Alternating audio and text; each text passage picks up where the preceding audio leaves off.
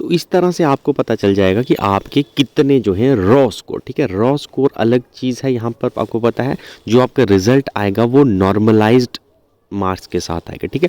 एक ये जो आपको आंसर की में स्कोर पता चलेगा ये आपका रॉ स्कोर होगा, कितने आपने क्वेश्चन किए हैं, कितने आपके गलत हैं। आप नेगेटिव निकाल कर ये पता कर सकते हैं आपका रॉ स्कोर कितना है। लेकिन ये रॉ स्कोर जो है आपका ये रिज़ल्ट डिटरमाइन नहीं करेगा, बल्कि आपकी रिज़ल्ट जो है वो नॉर्मलाइज्ड मार्क्स जो रहेंगे, वो नॉर्मलाइजेशन मार्क्स जो कि आपके रॉ स्कोर से या तो ज़्यादा भी हो सकते हैं या तो आपके रॉ स्कोर से कम भी हो सकते हैं। ये चीज़ याद रखिएगा। इसी पर हाल ही में आपको जूनियर असिस्टेंट का जो एग्ज़ाम हुआ उसमें भी यही चीज़ हुई है, जिसके ऊपर केस भी लगा काफ़ी देर, लगभग 1 साल जो है उसमें डिले हुआ रिजल्ट आने में। फाइनली हक जो फैसला जो है जेकेएसएसबी के ही फेवर में सुनाया गया, लेकिन ये तरीका था जो कि शायद बच्चों को समझ नहीं था, इसलिए बच्चों ने जो है वो केस कर दिया था। हालांकि जेकेएसएसबी जो थी उसने नॉर्मलाइजेशन लगाई थी, क्योंकि नॉर्मलाइजेशन लगती है, जो भी सीबीटी एग्जाम्स आते हैं लगती है उसमें, ठीक है। कुछ बच्चे होते हैं जिनको नुकसान भी होता है इसका, कुछ बच्चे ऐसे भी होते हैं जिनको फ़ायदा भी हो जाता है।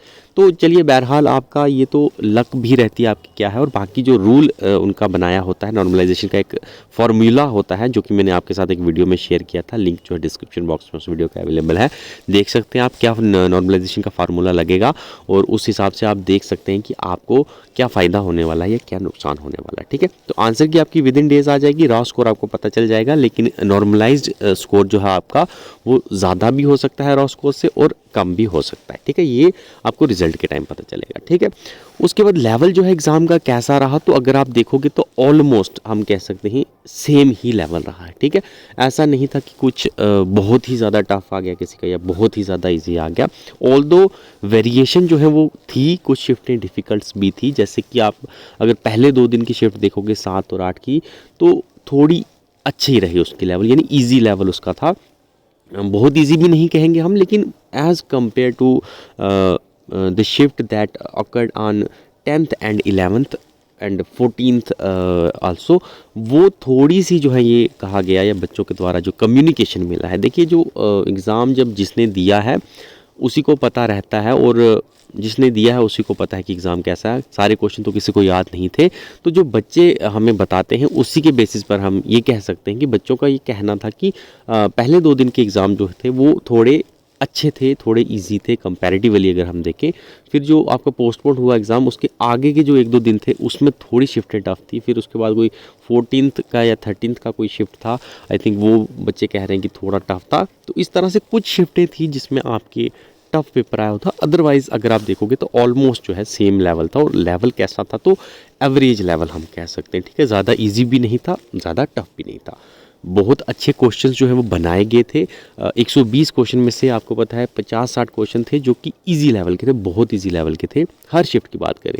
फिर 20 एक क्वेश्चन ऐसे थे जो कि हर शिफ्ट में आप अगर आप देखोगे तो टफ क्वेश्चन चुन के डाले गए थे, और बाकी जो 30-40 क्वेश्चन थे वो एवरेज जो है वो डाले गए थे, एवरेज लेवल के। तो ऑलमोस्ट अगर आप देखोगे तो लेवल जो था वो एवरेज था, हर शिफ्ट का ऑलमोस्ट सेम था। थोड़ा बहुत वेरिएशन जो है बच्चों के मुताबिक ये कहा गया है कि कुछ शिफ्टें थी जो टफ थी, लेकिन वो माइनर शिफ्टें थी, ठीक है। तो अच्छी बात है, जितना सेम रहेगा तो उतना नॉर्मलाइजेशन में किसी को फ़ायदा या नुकसान ज़्यादा नहीं होगा अगर लेवल एक जैसा रहेगा। लेकिन अब लेवल किसका टफ़ था या इजी था, ये तो जेकेएसएसबी के हाथ में फ़ैसला करना कि किसका लेवल था, और बाकी लेवल जो है हार्ड आपका इजी था या टफ़ था, ये डिटरमाइन करेगा कि उस शिफ्ट के जो बच्चे हैं उनके एवरेज मार्क्स कितने हैं, ठीक है। अगर एवरेज मार्क्स जो है उस शिफ्ट में 100+ ले रहे हैं लोग, एवरेज मार्क्स, ठीक है, हम एक हाइपोथेटिकल कंडीशन देख रहे हैं, अगर 100 से ऊपर ले रहे हैं यानी 100+ मार्क्स ले रहे हैं एवरेज, ठीक है।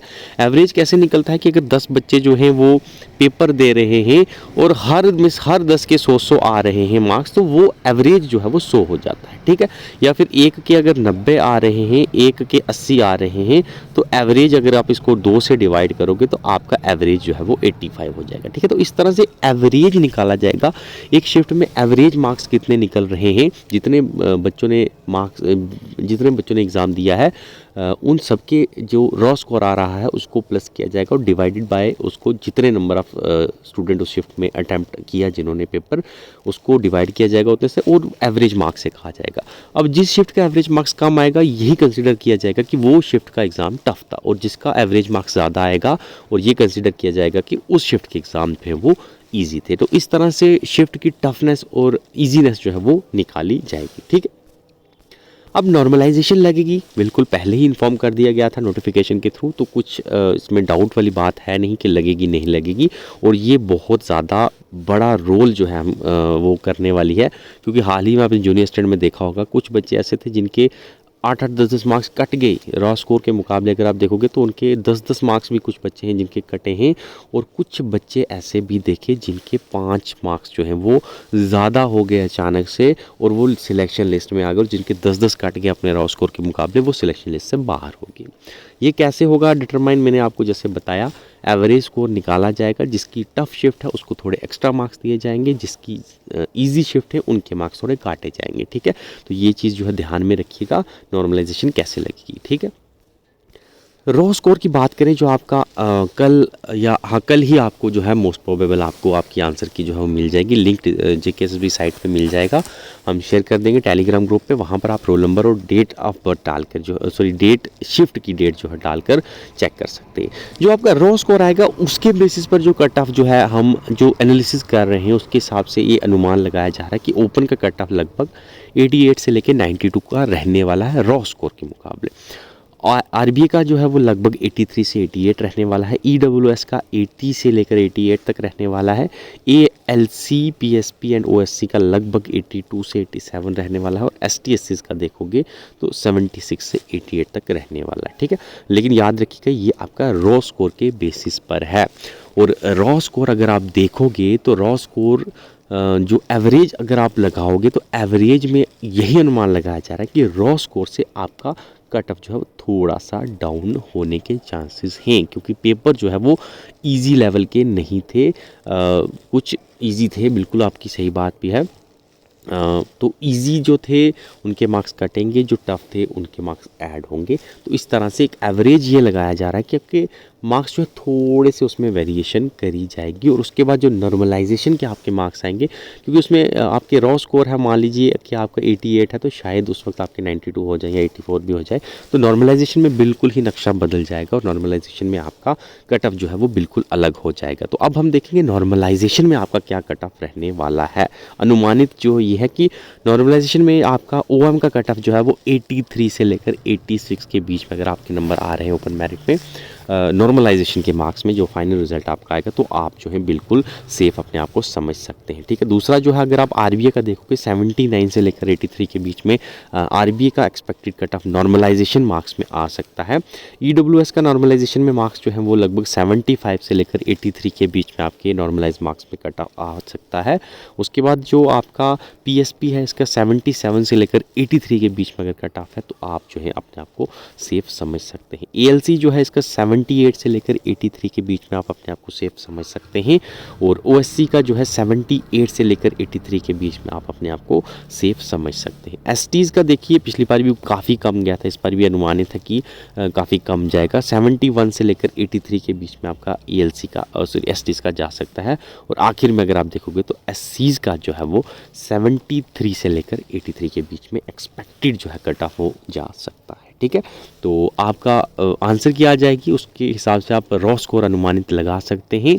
और बाकी आपको पता ही रहेगा आपकी शिफ्ट इजी थी या टफ थी, उसके बेसिस पर भी आप ये अनुमान लगा सकते हैं कि आपके मार्क्स जो हैं वो कटेंगे या बढ़ेंगे, या आपको आइडिया लग जाएगा, ठीक है।